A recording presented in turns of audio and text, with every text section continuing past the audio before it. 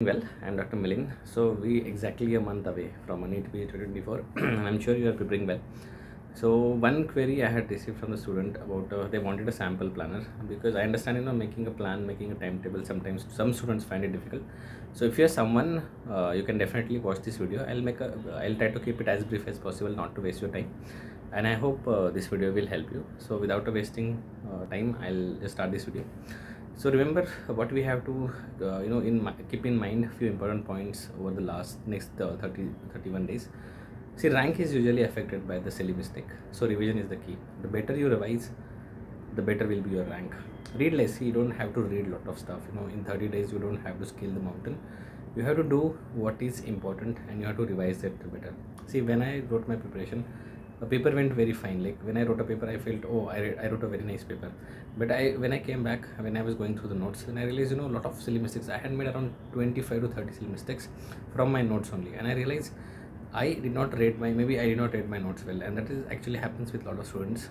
Your classes are amazing. So whichever class you do, it's fine. If you are able to recall from the notes well, trust me, you'll end up in top 1000. So read less, but you revise it. Revise it properly in the next 30 days. Next 30 days, stay focused. Forget about everything. Forget about the birthdays. Forget about the functions. Forget about the movie. Everything. Don't check on the cricket score. Every moment. See, your brain is in a high efficiency mode.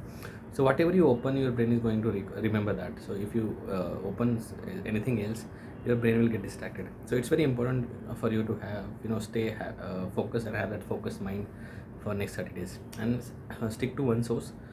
See, last 30 days can be very lucrative. Grass is always greener on the other side. What your friend is reading, what classes your friend is attending, it always feels very attractive. I haven't read that, so you might feel anxious and you start reading that.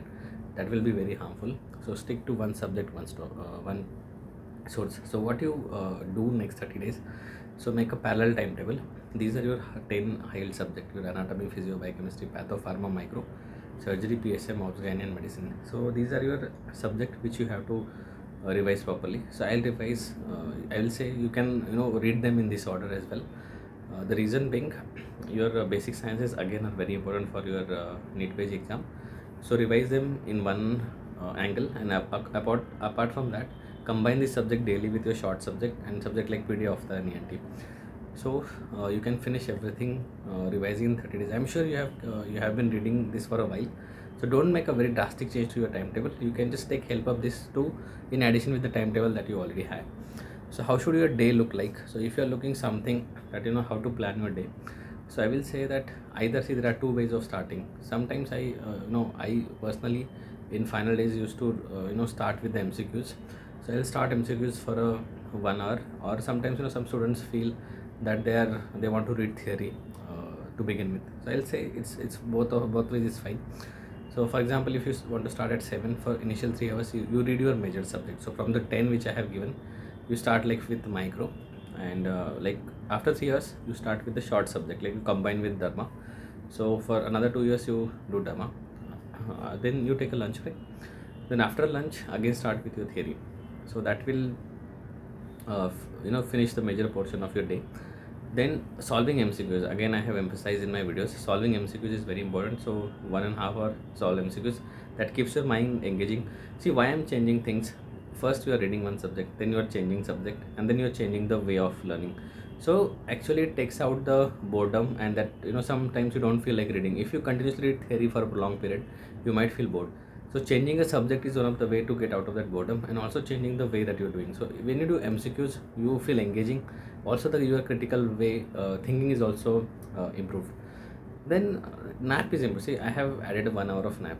See, you have to rest, because even if you don't feel like sleeping, just lie down, close your eyes, don't use phone. Your mind should be relaxed, your brain should be fresh, so that you can start again. So that is a very important part of your day.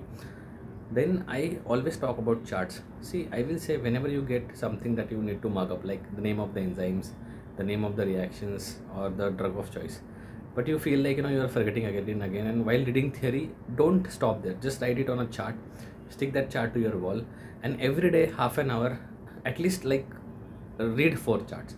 So if you keep doing that every day for next 30 days, you will not do a single silly mistake. You will remember the facts will be on your fingertips. So do that for the next 30 days. Then after that again you can go back to MCQs.